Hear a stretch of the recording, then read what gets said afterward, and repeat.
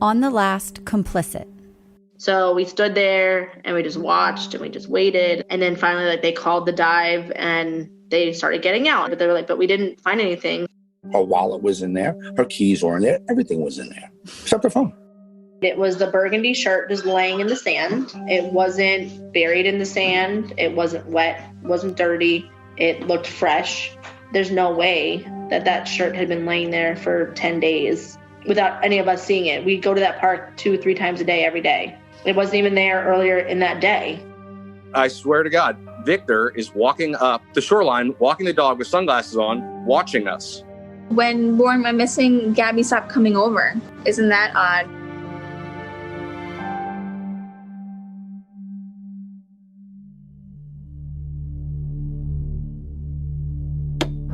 In 29 days since this missing Cape Coral mother was last seen, Lauren Dumolo just turned 30 on Tuesday. Dumolo hasn't been seen in more than a month now. A man who calls himself a witch doctor now behind bars in the case of a missing mother. Where is Lauren Dumolo?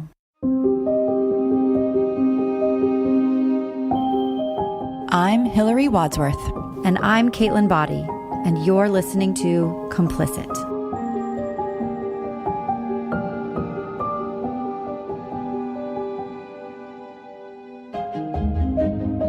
Chapter 8.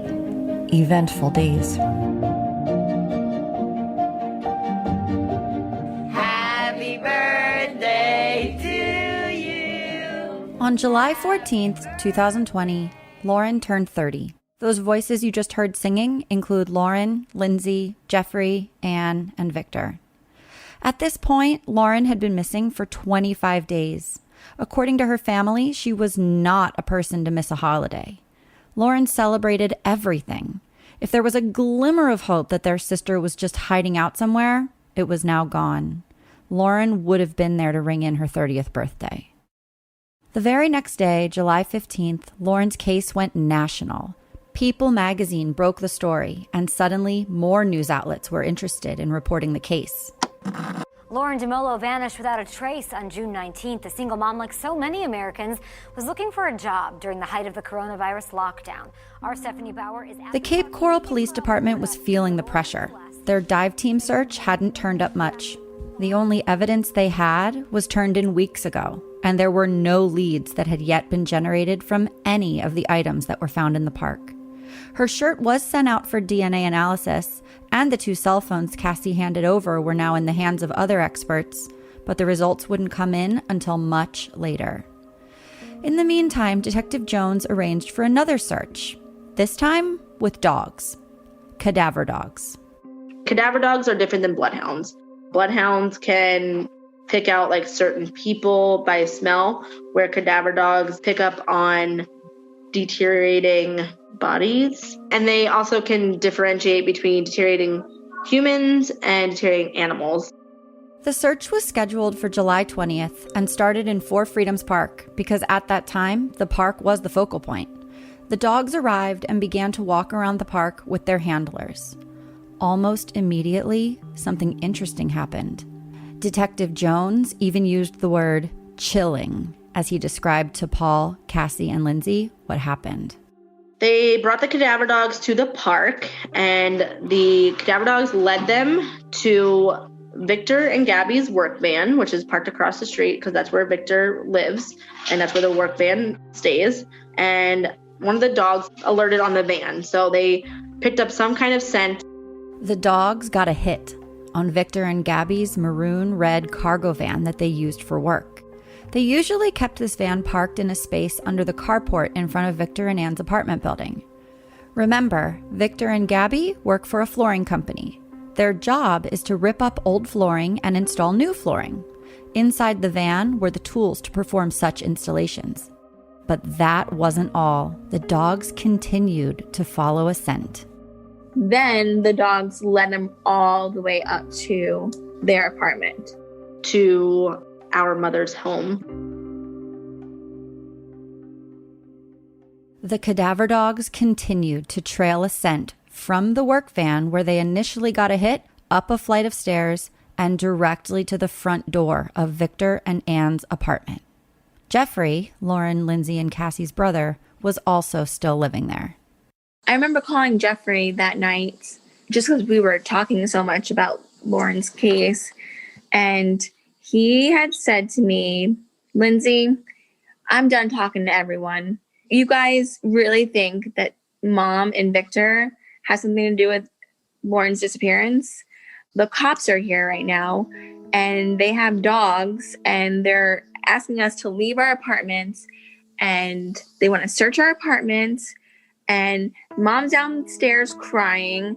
Victor's in the park walking the dogs, and I had to stay down here. He kept saying, "You guys really fucked us." He thought all of the family was against him and Mom and Vic, and we had never called in for them to come check the apartment. That was just one of their investigational duties. Jeffrey was obviously anxious about the situation and blamed the rest of his family on the presence of the police and the dogs. Lindsay tried to explain that, again, they were not aware the search was even happening, let alone that the cadaver dogs would lead right to their apartment from a starting point at the park. It was a surprise for everyone. From the apartment, the dogs continued to an area behind the apartment complex where there were 2 portable storage units. Anne posted the following message on Facebook that evening. What an eventful day. The police came to my house with canines and said we're here to search for a body. They searched my house, did several swabs. They said we're cleared. Still no word on Lauren.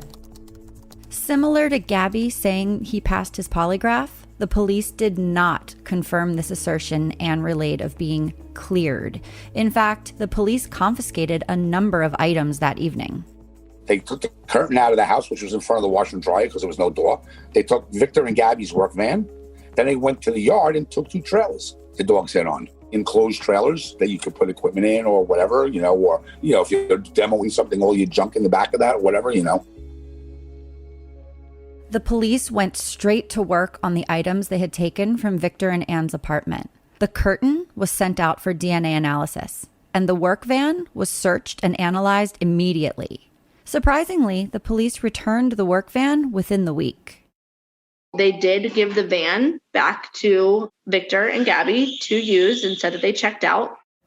It did check out, but it seemed like they returned it quickly due to a technicality.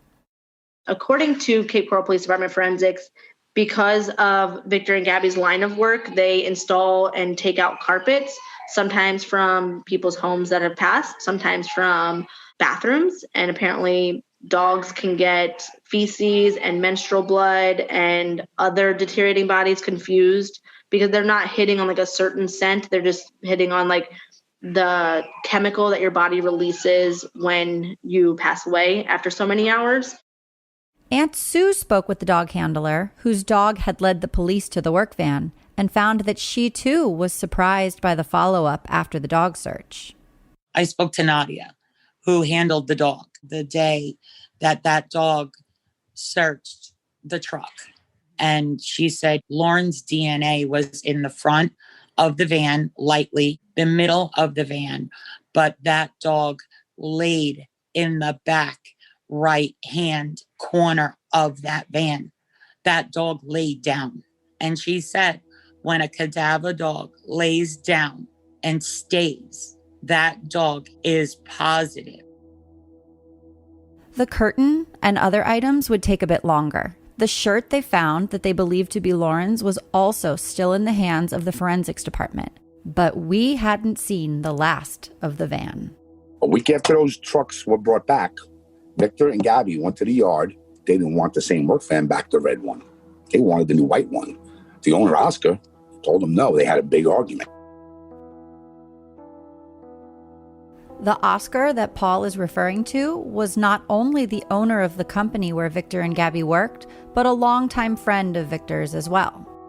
On July 28th, just a couple of days after the van was returned to Victor and Gabby, after the argument about getting a new work van, another tragedy happened. 2 days later, Oscar's found hanging in a hotel room, the owner of the company. Victor and Gabby's boss was found dead in his hotel room. When we talked to the detectives about that, again, a coincidence in their words, that apparently their boss and the boss's wife was going through a divorce. So they believe that he hung himself. Paul dug a little deeper. He was going through a divorce for a long time. He was 72 years old. He was from Canada, and he didn't care about it. That day that he was found, he was supposed to go fishing with his friends. They were waiting for him at the dock. He was supposed to bring the bait that day, and he never showed up. And Matt had another thought. He remembered that Gabby returned home from work around 10 p.m. on June 18th. According to Lindsay, it was not common for Gabby and Victor to return that late. They were out till 10 or 11 at night on Thursday with the work van. Then their boss, who would be the one who, if the police asked him, for any kind of records of this van or where they were supposed to be at this time, he's now dead.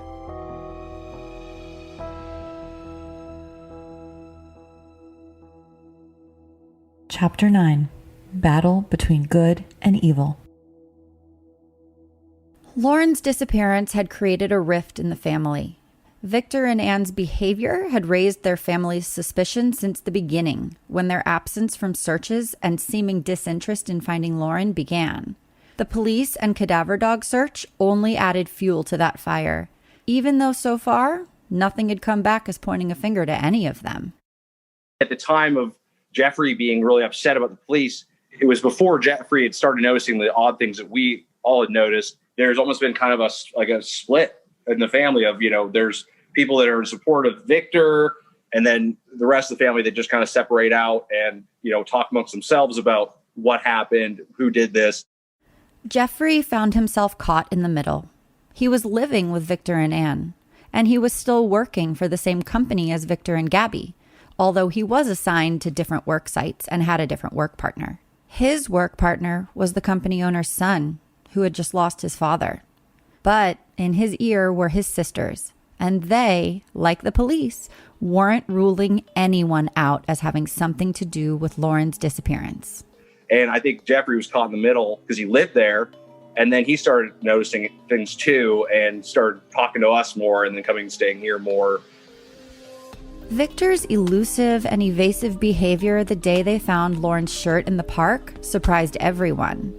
It might not have been that unusual for him to ignore Cassie and Matt. He didn't interact with them on a regular basis. But Lindsay? Lindsay had at one point lived with him and her mom.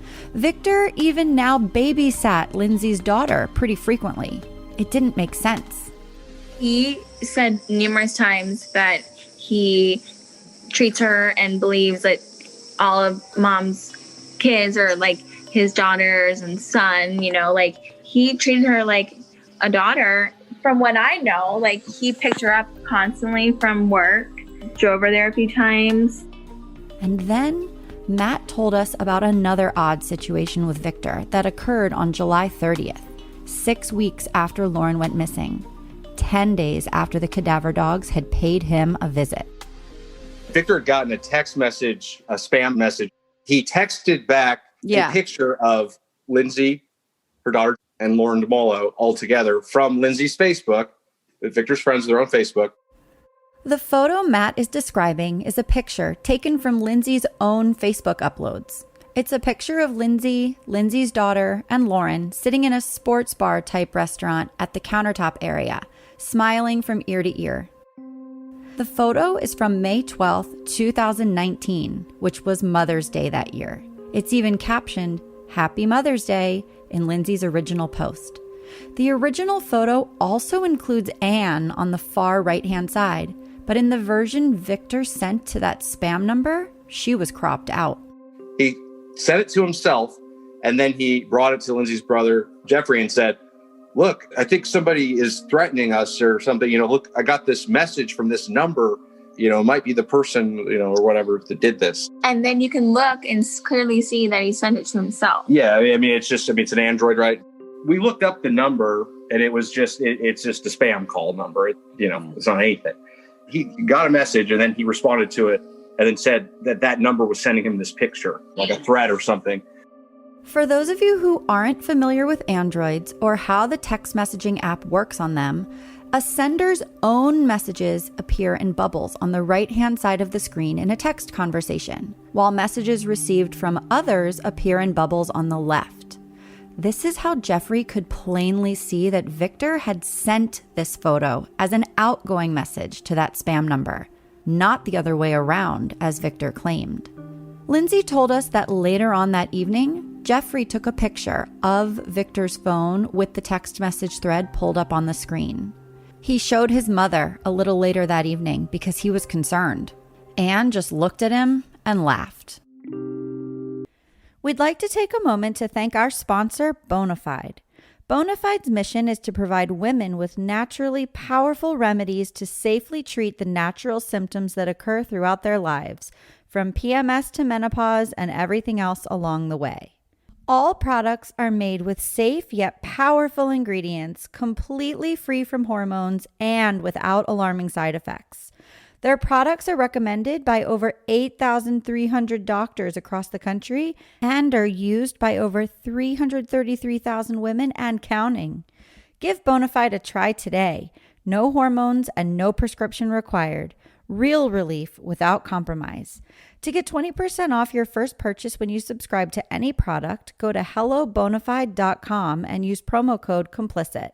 That's hello, BONAFIDE.com and code COMPLICIT. That's COMPLICIT for 20% off at checkout. Let's talk a little bit more about Anne. According to her family, she had a known drinking problem, and it was something she had battled for a long time. My sister struggled with alcoholism very badly. She struggled with a lot through her life, and she's had her own demons that she's had to deal with through her life. And according to her family, Victor only indulged her addiction. Victor was a tremendous enabler. He would just feed her alcohol nonstop. It seemed to be that after Lauren left, it was just permanently drunk. She didn't work. She didn't know nothing. She sat in a wheelchair and drank and got drunk every day, and that was her life. But as we mentioned in episode 2, Anne was in a wheelchair voluntarily. She just put herself in a wheelchair because she got so drunk and messed up, she'd fall down and break bones. So instead of falling down and breaking bones, she just decided to wheel herself all over the place. My sister wasn't in any shape to defend herself, honestly. She really wasn't. She just wasn't.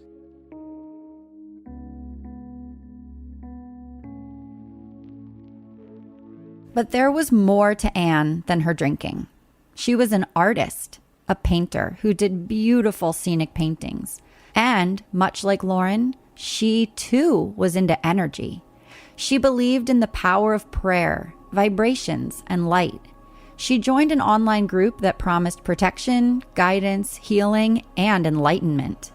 Group members' posts range from how to raise vibrations and clear chakras to healing prayer and aura reading requests from the community.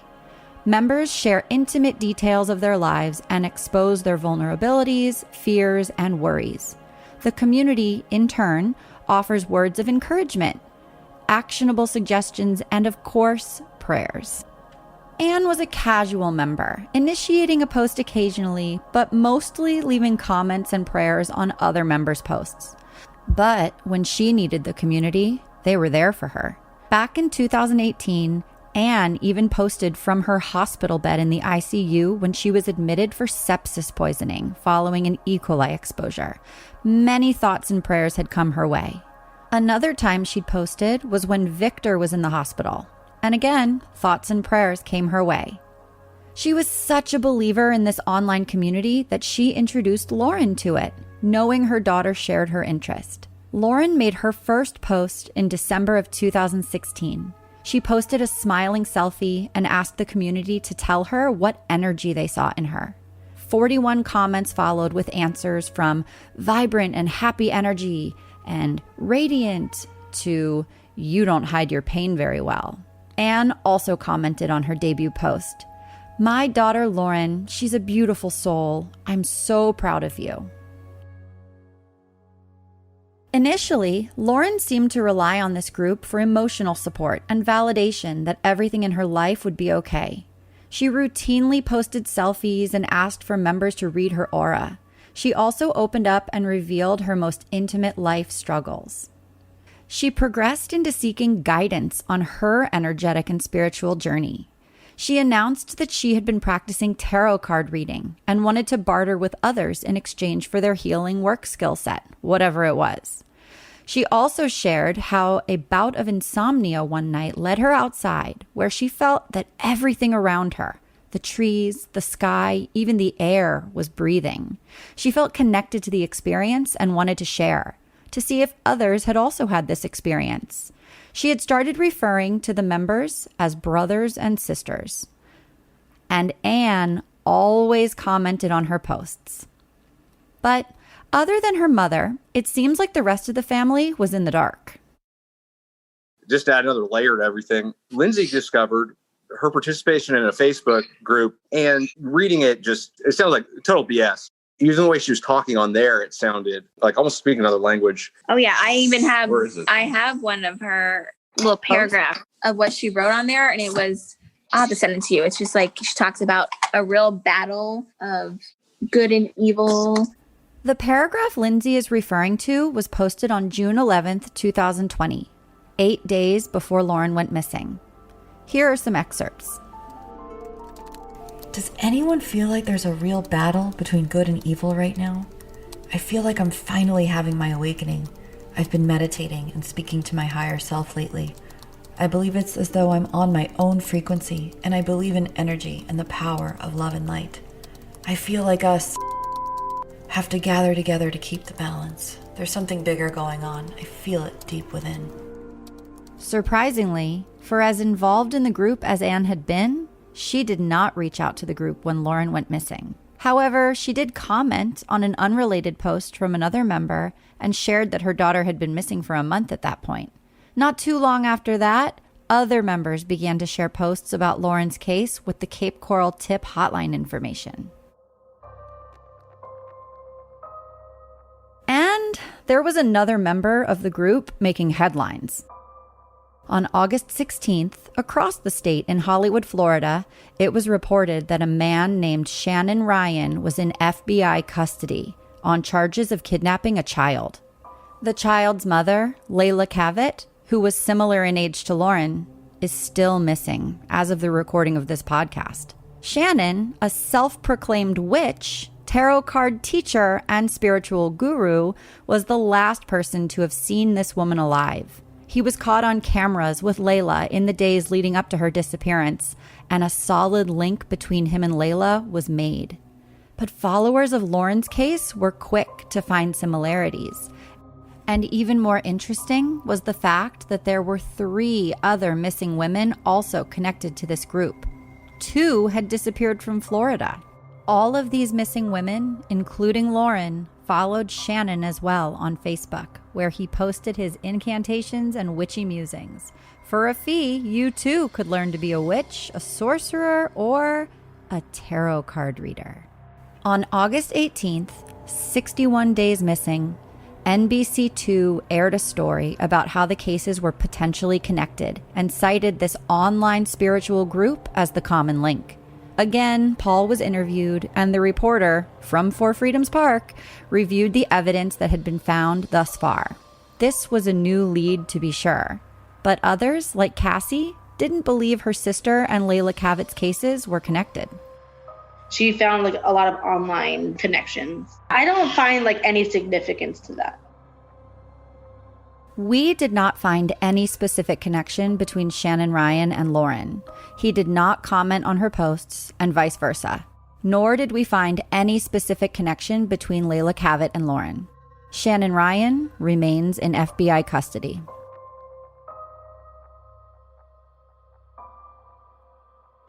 Meanwhile, Paul had been doing a little investigating of his own and found his own lead. He had visited Lauren's place of employment, a Taco Bell in the nearby town of Fort Myers, and discovered that Lauren had an admirer.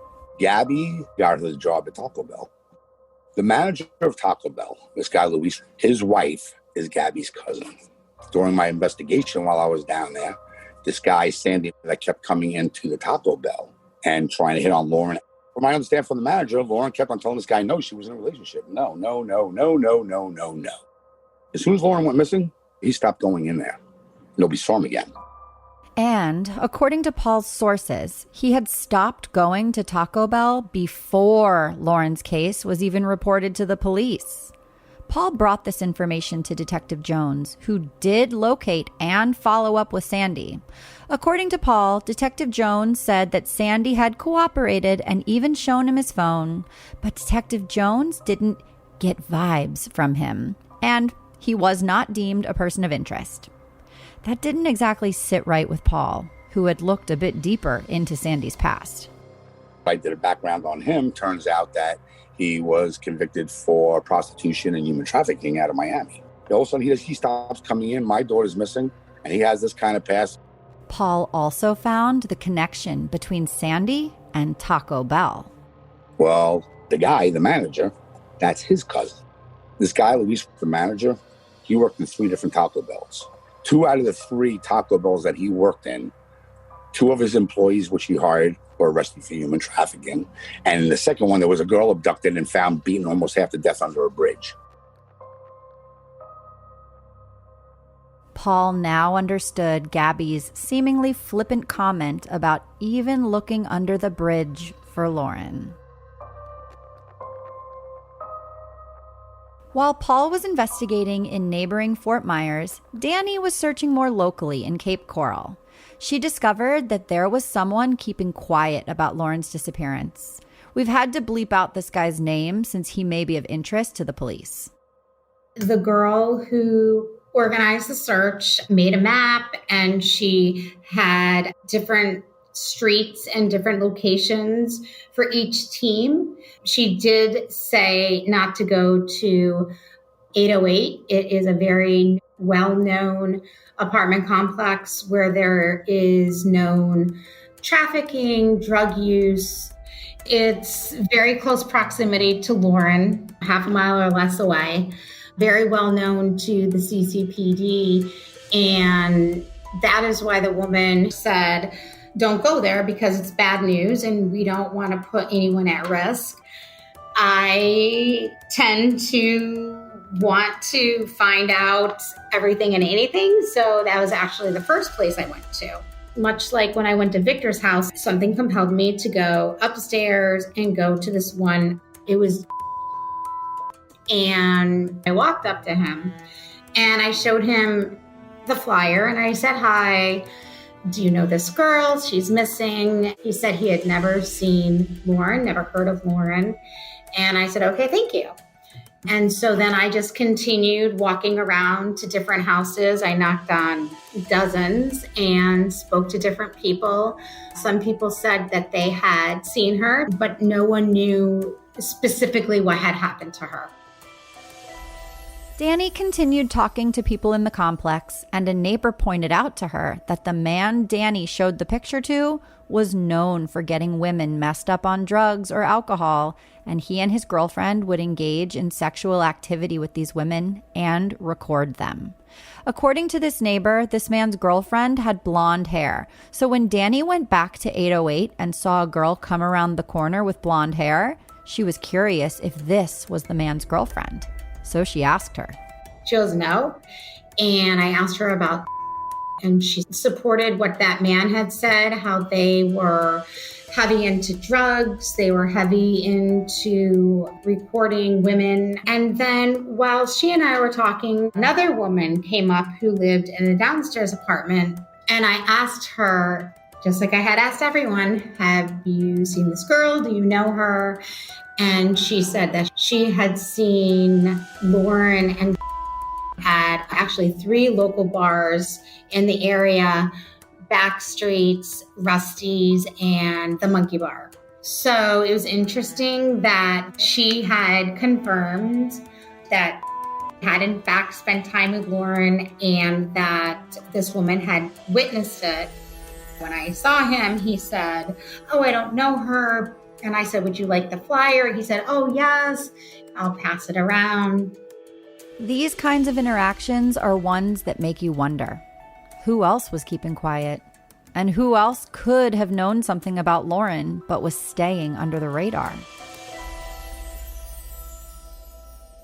Chapter 10, A Bad Situation. A little closer to home, Gabby was ready to talk publicly again. On August 10th, he gave his second news interview, this time to NBC2. To this news outlet, he had a different theory than his first interview with Wink News. He first reiterated, I don't even nervous, because I really didn't, I don't know anything. Then he continues, Maybe she was looking for an apartment to get out of where we were at. So I was thinking she was looking for an apartment around. I don't know. Maybe someone took advantage of that. And that was it.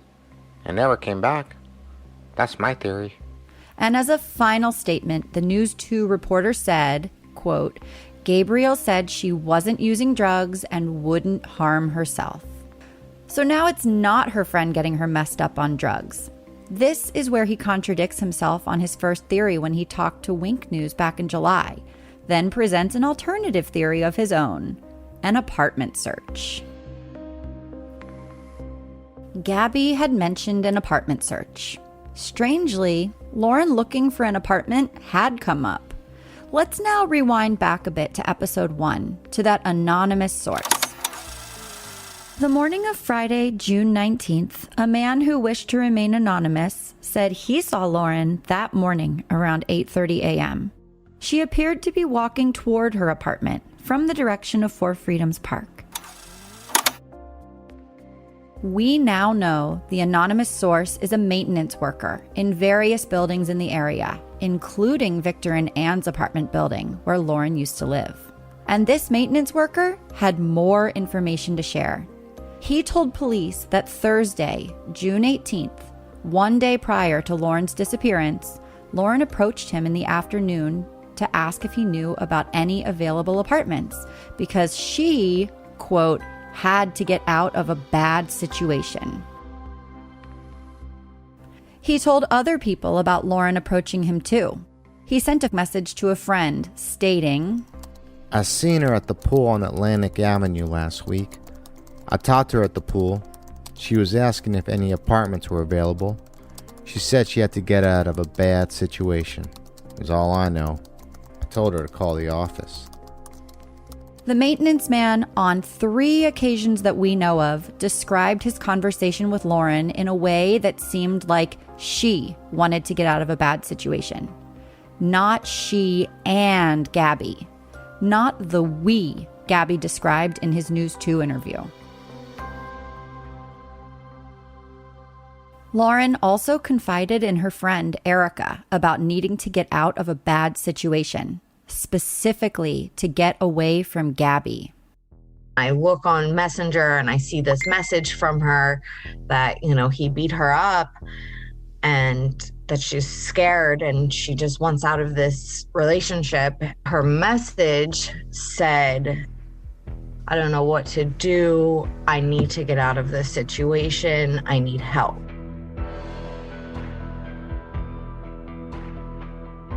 On the next Complicit.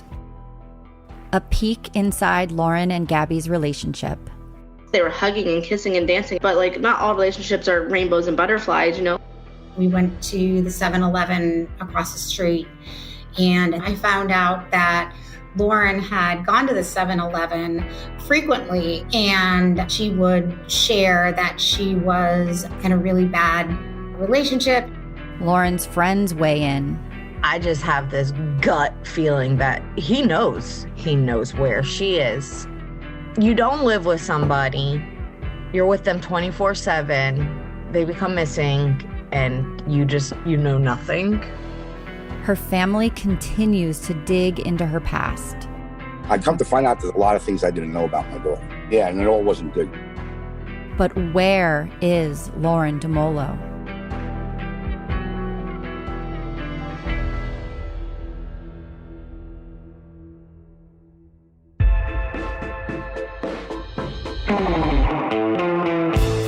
Thanks for listening to Complicit, a true mystery podcast about the disappearance of Lauren Dumolo. If you have any information about the disappearance of Lauren Dumolo, please call 1-800-780-TIPS. That's 1-800-780-8477. or go to www.capecops.com/tips. Or you can text a tip to CRIMES. That's 274637. Tips can be left anonymously, and there is a reward currently being offered for information leading to an arrest. Be sure to subscribe for future episodes and continued developments in Lauren's case. For additional information you won't hear and can't see on the podcast, visit our website at complicit-podcast.com. Also, be sure to follow us on social media, on Facebook at Complicit Podcast, on Twitter at complicit_pod, and on Instagram at complicit_podcast. Complicit is a production of Seventh Guest Productions and produced by Resonate Recordings.